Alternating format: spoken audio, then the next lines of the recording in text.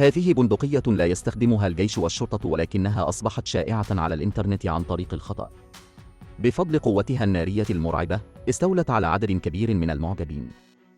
اليوم أحضر لك بندقية فريدة من نوعها هي شرطة 1-2.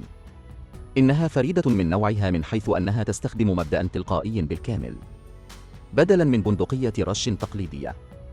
في 1970 التشيسون الأمريكية على أساس التجربة الأمريكية في حرب فيتنام، ويعتقد أن المعارك في الغابة تندلع غالباً من مسافة قريبة. يمكن للجنود فقط التصويب على عجل، في حين أن بنادق الضخ التقليدية تأخذ طلقة واحدة وتتوقف لفترة من الوقت. سرعة الإطلاق بطيئة جداً. إذا كان لديك بندقية أوتوماتيكية بالكامل، عندما ترى الهدف فقد أطلق عدة جولات. تغطية الهدف بمقذوفات كثيفة. سيتم تحسين دقة التصوير بشكل كبير. لذلك في عام 1972 صمم تشيسون البندقية الأصلية. أطلق تشيسون على البندقية الآلية تشيسون أسولة -12 على اسمه، أي شرطة 1-2 للاختصار. كانت تشيسون يروج لطائرة أي شرطة 1-2، لكنها لم تباع منذ سنوات. بحلول نهاية عام 1987، بعد أن حصلت الشركة على براءة الاختراع والرسومات الخاصة بالبندقية من ماتشيس، حاول تحويلها إلى سلعة بناء على ذلك. ومع ذلك وجدت أنظمة الدرك أن الرسومات كانت دون المستوى المطلوب. يعاني ماتشيس من عيوب قليلة في التصميم. المنتج النهائي للبندقية الأولى ببساطة لم ينجح. أمضت الشركة 18 عاماً متقطعة في إجراء 188 تغييراً، يغطي تقريباً كل جانب من جوانب البندقية الكاملة. ومع ذلك يتم الاحتفاظ بالمبدأ الأوتوماتيكي لتوجيه الهواء للغلاف مع إغلاق النصفين الأيسر والأيمن ومبدأ آلية قفل التأرجح الحديدي. تم الانتهاء من المنتج النهائي، وفي عام 2004 تم تصنيع 10 نماذج أولية من البنادق التي يمكن إطلاقها. البندقية الجديدة لا تزال تسمى أي شرطة 1-2. إنه اختصار لأوتو صوت 12. أوتو صوت 12 هو أي شرطة 1-2. تبدو البندقية الأوتوماتيكية أي شرطة 1-2 مربعة وكبيرة.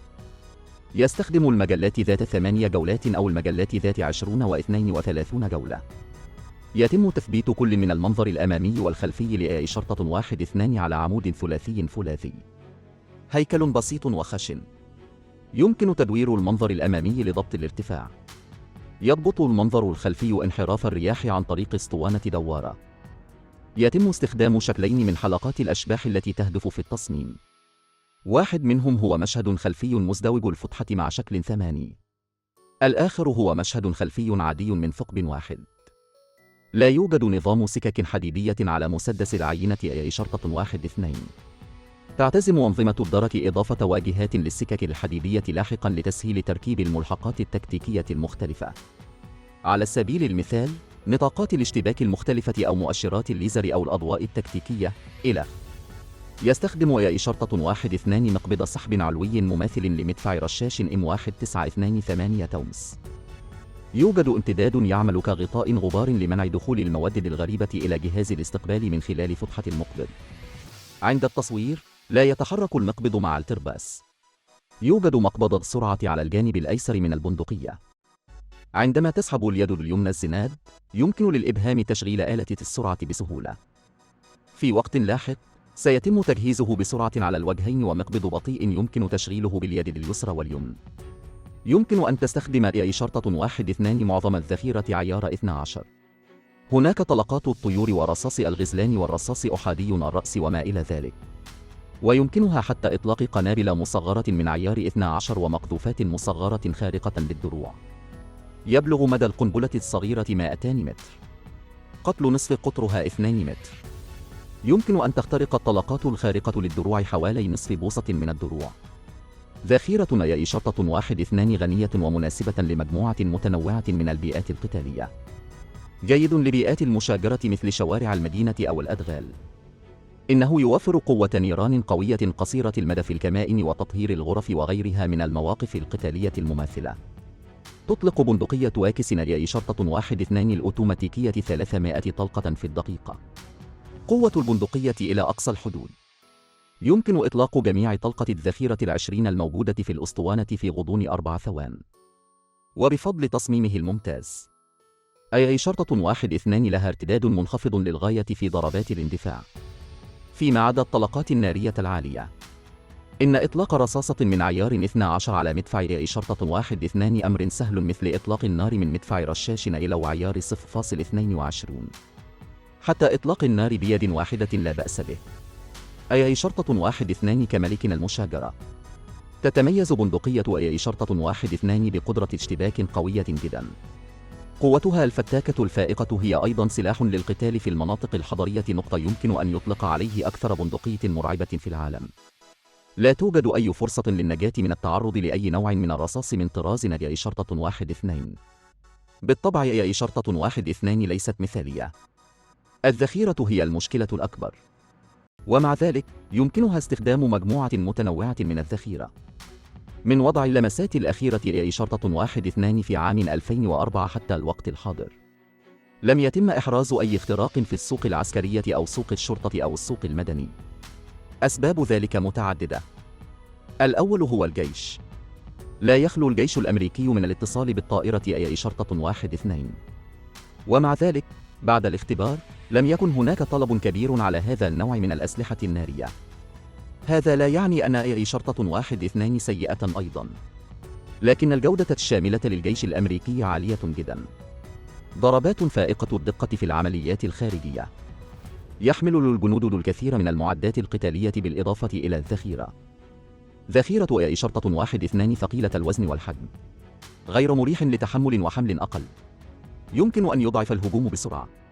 صحيح أن المجلة المتكاملة وإعادة تحميل الأسطوانة من أي شرطة 1-2 أسرع من مجلات الخراطيش التقليدية، لكن البنادق ليست السلاح الرئيسي في الجيش.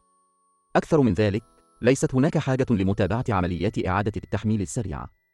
تتمتع البنادق التقليدية بميزة التغيير السريع للذخيرة الخاصة. بنادق الرش الأخرى في الخدمة في الجيش الأمريكي، مثل M1014 أو ريمغتون M870، مثل M1014 أو ريمغتون M870 رفيعة ويسهل حملها. يوجد أيضا أنبوب قصير يمكن حمله مباشرة بحلقة تعليق أو حقيبة بندقية. أي شرطة 1-2 هي نفس حجم بندقية M4. من الواضح أنه من غير الواقعي حمل مجموعة من الأسلحة والمعدات وإحضار بندقية ضخمة من طراز أي شرطة 1-2 ليست مفيدة للغاية. وتبلغ أسطوانة أي شرطة 1-2 المكونة من 20 جولة تقريبا نفس حجم صندوق الذخيرة الخاص بالمدفع الرشاش M249. إذا كان عليك الاختيار، فاختر رشاشا به الكثير من الذخيرة أو عددا محدودا من البنادق. لذا فإن مشاة البحرية الأمريكية في عام 2004، على الرغم من أنه تم شراء دفعة من أي شرطة 1-2 للاختبار، لكن بعد التقييم لم يصل الأمر إلى شيء. في سوق الشرطة، عادة ما يتم التعامل مع المجرمين العاديين من قبل الشرطة. يكفي وجود مدفع رشاش عادي بالإضافة إلى بندقية آلية. من الواضح أن أي شرطة 1-2 مفرطة في إطلاقها، وتتطلب عمليات مثل إنقاذ الرهائن في وحدات SWAT أيضا إطلاق نار دقيق. لذلك فإن قسم الشرطة ليس مهتما أيضا بأي شرطة 1-2. أما بالنسبة للسوق المدني، قامت معظم الدول التي تسمح بملكية المدنيين للأسلحة النارية بتقييد حيازة الأسلحة الآلية بالكامل أو حظرها تماما. أي شرطة 1-2 هي مثل هذه الفتاكة العنيفة. لن تسمح أي حكومة عاقلة لها بالظهور في السوق المدنية. خلاف ذلك، مثل الولايات المتحدة، الكثير من عمليات إطلاق النار كل عام، إذا كانت تستخدم أي شرطة 1-2 فسوف يتضاعف عدد الضحايا على الأقل. بشكل عام، تعتبر البندقية الأوتوماتيكية أي شرطة 1-2 سلاح مشاجرة جيد بقوتها ورعبها. ربما فقط في بعض المجالات الخاصة في المستقبل يمكن العثور على استخدام أي شرطة 1-2. هل ستستخدم أي شرطة 1-2 إذا خدمت في الجيش؟ لا تتردد في نشر وجهات نظرك في قسم التعليقات. أراك المرة القادمة.